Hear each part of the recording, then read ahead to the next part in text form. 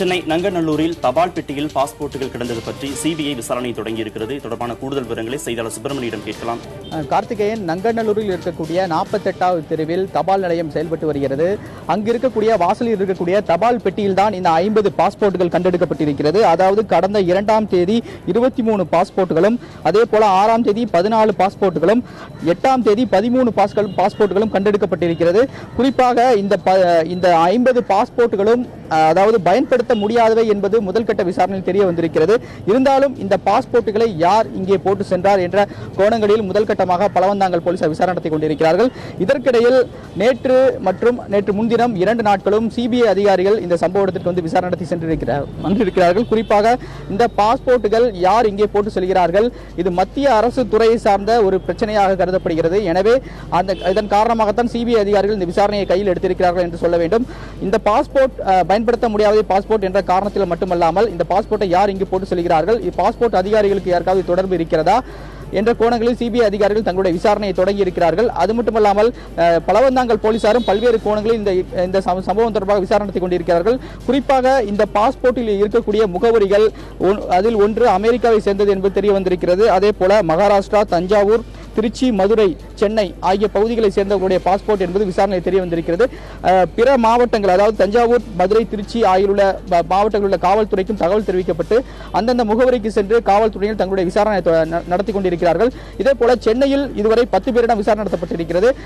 அவர்கள் கொடுக்கும் தகவல் என்னவென்றால், இந்த பாஸ்போர்ட் அனைத்தும் விமான நிலையத்தில் தொலைந்து போனது என்ற ஒரு தகவலை அவர்கள் முன்வைத்திருக்கிறார்கள்.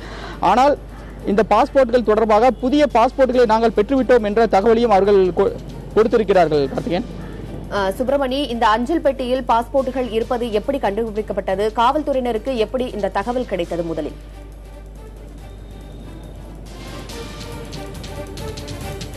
கடந்த 2ஆம் தேதி போஸ்ட்மேன் அமிர்தலிங்கம் என்பவர் இந்த காலையில் 10 மணி அளவில் இந்த பாஸ்போர்ட்டை போஸ்ட் பாக்ஸை திறந்திருக்கிறார். அப்போது 23 பாஸ்போர்ட்டுகள் கிடந்திருக்கிறது.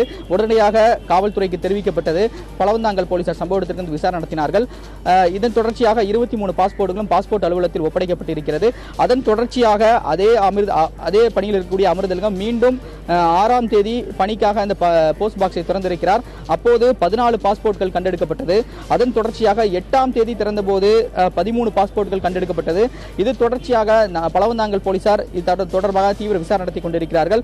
அது மட்டுமல்லாமல் இந்த விசாரணையை பொறுத்தவரையில் இந்த பாஸ்போர்ட்டை தொலைத்தவர்கள் கண்டுபிடிக்க முடியவில்லை என்ற ஒரு சான்றிதழ், அதாவது நான் ட்ரேசபிள் சர்டிபிகேட்டை காவல்துறை மூலமாக பெற்றிருக்கிறார்கள். அதன் மூலமாக புதிய பாஸ்போர்ட்களையும் பெற்றிருக்கிறார்கள் என்ற தகவல் விசாரணையில் தெரிய வந்திருக்கிறது. மேலும் இன்னொரு தகவல் என்னவென்றால், விமான நிலையத்தில் இவர்கள் பாஸ்போர்ட் தொலைத்திருப்பதாக விசாரணையில் தெரிய வந்திருக்கிறது. ஆனால் குடியுரிமை அதிகாரிகள் இந்த பாஸ்போர்ட்டுகளை பெற்றுக்கொண்டு அபராத தொகை கட்ட வேண்டும் என்ற ஒரு அவர்களிடம் பாஸ்போர்ட் தொலைத்தவர்களிடம் தெரிவித்திருக்கிறார்கள் என்று விசாரணையில் தெரிய வந்திருக்கிறது. அதாவது வெளிநாடுகளிலிருந்து வரக்கூடிய பயணிகளிடம் அதிக அளவில் பொருட்கள் இருந்தால் அதனை அபராத தொகையாக அவர்கள் வசூலித்து வருகிறார்கள். எனவே பாஸ்போர்ட்டை அவர்கள் பெற்று வைத்துக் கொண்டு அபராத தொகையை கட்டிய பிறகு குடியுரிமை அதிகாரிகள் பாஸ்போர்ட்டை திருப்பி வழங்கக்கூடிய சூழ்நிலை இருந்து வருகிறது. எனவே திருப்பியும் பாஸ்போர்ட் அபராத தொகை கெட்டு பாஸ்போர்ட் வாங்கக்கூடிய சூழ்நிலை இயலாத காரணத்தினால் பாஸ்போர்ட்டை இழந்தவர்கள் புதிதாக ஒரு புகார் கொடுத்து புதிய பாஸ்போர்ட் வாங்கி வருவதாக ஒரு தகவல்கள் வெளியாகி இருக்கிறது. எனவே இது தொடர்பாக காவல்துறையும் விசாரணை நடத்தி வருகிறார்கள்.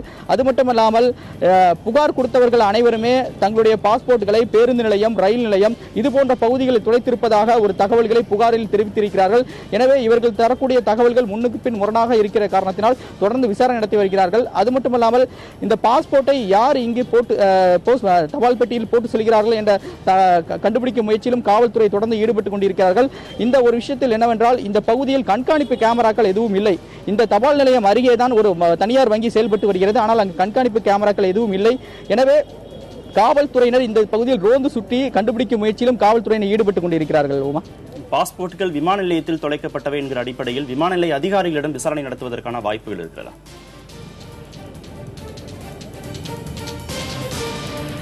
இது தொடர்பாக நேற்றே விசாரணை நடத்தப்பட்டிருக்கிறது. ஒரு சில அதிகாரிகளிடம் விசாரணை நடத்தப்பட்டிருப்பதாக காவல்துறை தரப்பில் தெரிவிக்கப்பட்டிருக்கிறது.